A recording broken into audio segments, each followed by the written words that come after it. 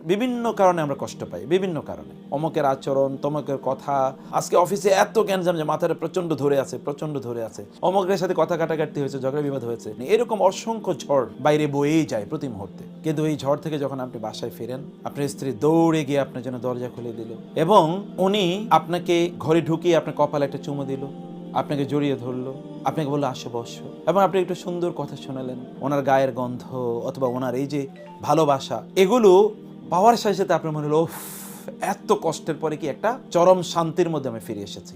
যেটা আল্লাহ তাআলা বলেছেন লিতাসকুনু ইলাইহা, আপনি সেখানে গিয়ে প্রশান্তি পাবেন, এটা মনের প্রশান্তি। আপনার সন্তানগুলো আপনাকে গিয়ে জড়িয়ে ধরেছে এবং আপনাকে ধরে আদরের মতো, ওরা পাগলের মতো আপনাকে চুমু দিচ্ছে।